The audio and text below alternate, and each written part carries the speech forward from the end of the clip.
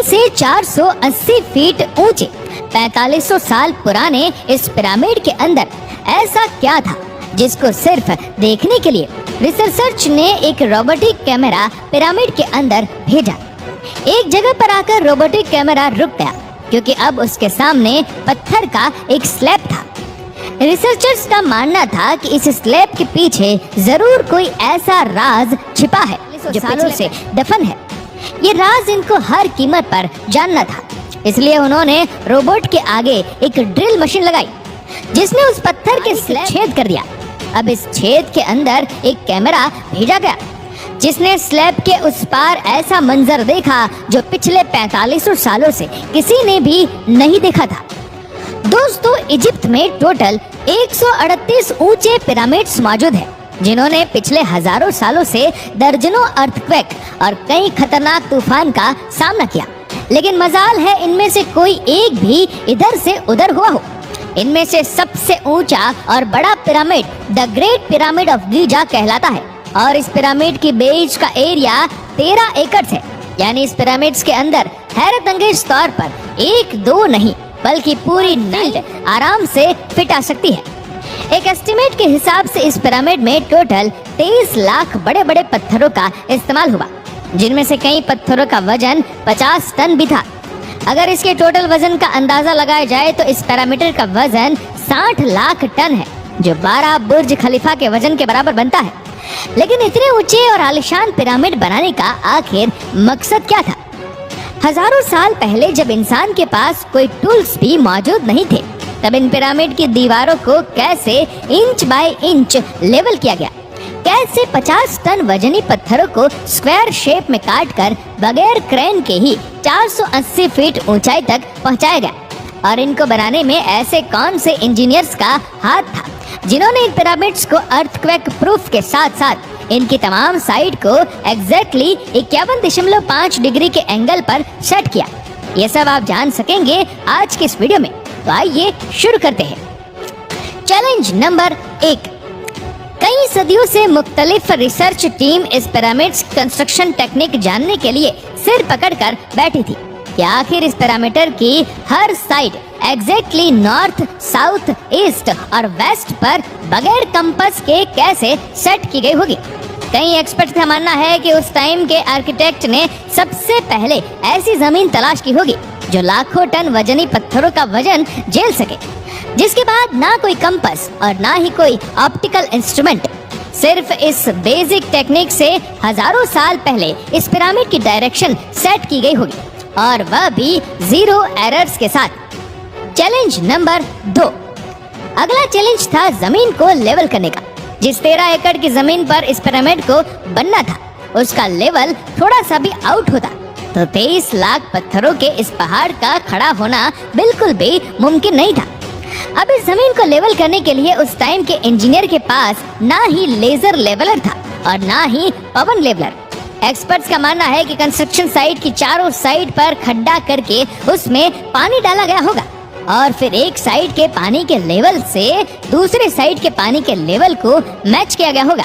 जो जमीन का हिस्सा पानी के लेवल से मैच नहीं कर रहा होगा, उसको छेनी और हथौड़ी की मदद से काट कर लेवल किया गया होगा।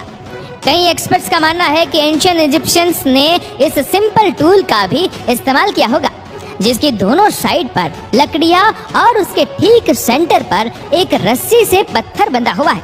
अगर पत्थर जमीन से टच हो गया और उसकी रस्सी ठीक सेंटर लाइन पर आ रही होगी, तो इसका मतलब है कि बीच की जमीन परफेक्टली लेवल है। Challenge number 3।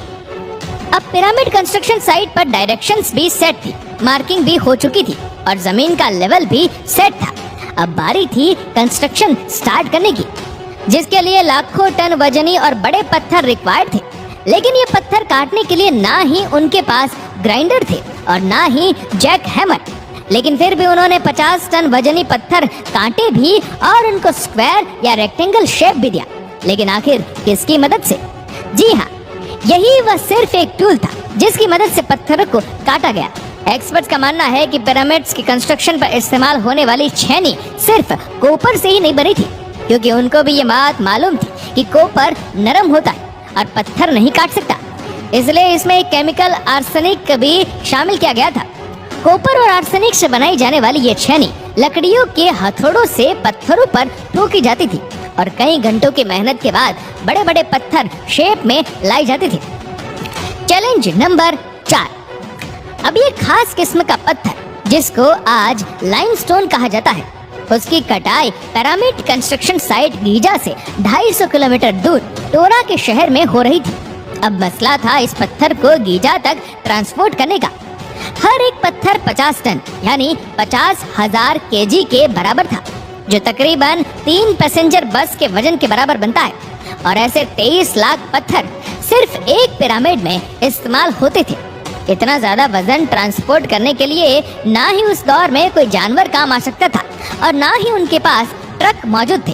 अगर आजकल के जदीद दौर में भी ये काम करना पड़े तो ट्रांसपोर्ट कंपनी का अच्छा खासा टफ टाइम आएगा। हैरतअंगेज तौर पर यह काम वर्कर्स और कश्तियों की मदद से किया गया। जी हाँ, टोरा और गीजा के दरमियान मौजूद रिवर का फायदा उठाया गया और बड़ी बड़ी कश्तियों में पत्थर लाद कर पिरामिड साइट पर पहुंचाए गए। एक्सपर्ट्स का मानना है कि यह काम इतना आसान नहीं था। शिफ्ट में इतने बड़े पत्थर की लोडिंग और अनलोडिंग में कम से कम भी 500 मजदूरों की आर्मी एक ही वक्त में लगाई गई होगी। Challenge number 5। जो एक्सपर्ट की टीम पिरामिड के कंस्ट्रक्शन पर रिसर्च कर रही थी, उनको अब अपने कई सवालों के जवाब मिल चुके थे, लेकिन एक बात उनको हर वक्त सता रही थी कि लाइमस्टोन कट भी गए, ट्रांसपोर्ट भी हो गए और कंस्ट्रक्शन के दौरान एक के ऊपर एक लगना भी शुरू हो गए। लेकिन मसला ये था कि पत्थर इतनी ऊंचाई तक आखिर पहुंचाए कैसे गए होंगे। कई एक्सपर्ट्स का मानना है कि पिरामिड के कंस्ट्रक्शन से पहले ही ये प्लान कर लिया गया था। या तो ये स्पाइरल ट्रैक के जरिए ऊपर गए होंगे या फिर जिगजैग तरीके से। लेकिन ये बात तो तय है कि 50,000 केजी के पत्थर ऊपर मजदूरों की आर्मी की मदद से ही खींच कर गए होंगे। Challenge number 6। दोस्तों, बात सिर्फ लाखों मजदूरों छेनी हथौड़े से लाइमस्टोन काटने और इतने बड़े पत्थरों को ट्रांसपोर्ट करने की ही नहीं थी। इस पिरामिड्स के अंदर कंपार्टमेंट, उनके अंदर जाने का रास्ता और कई छोटी छोटी सुरंगें भी बनाई गई थी। बाकी सब चीजें तो ठीक थी, लेकिन एक चीज एक्सपर्ट्स को हैरान कर गई और वो ये थी कि कंपार्टमेंट के अंदर जो पत्थर इस्तेमाल हुआ था वह लाइमस्टोन नहीं बल्कि ग्रेनाइट था। जी हाँ, ग्रेनाइट एक ऐसा पत्थर है जो डायमंड के बाद दुनिया का सबसे सख्त तरीन स्टोन माना जाता है। आजकल के मॉडल दौर में भी ग्रेनाइट बड़े बड़े मशीन की मदद के सिवा काटा ही नहीं जा सकता।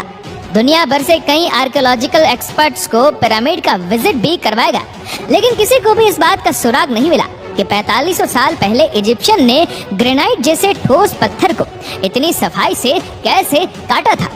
आखिरकार कई सालों के बाद एक्सपर्ट्स ने इस मिस्ट्री को भी सॉल्व कर दिया। इजिप्शियंस ने ग्रेनाइट को इतनी सफाई से एक ऐसे आरे से काटा था जिसके दांत ही नहीं थे। जी हाँ, बगैर दांत वाले इस आरे के दोनों साइडों पर वजन डालकर इसको ग्रेनाइट पर चलाया जाता था और बीच में बजरी डाली जाती थी।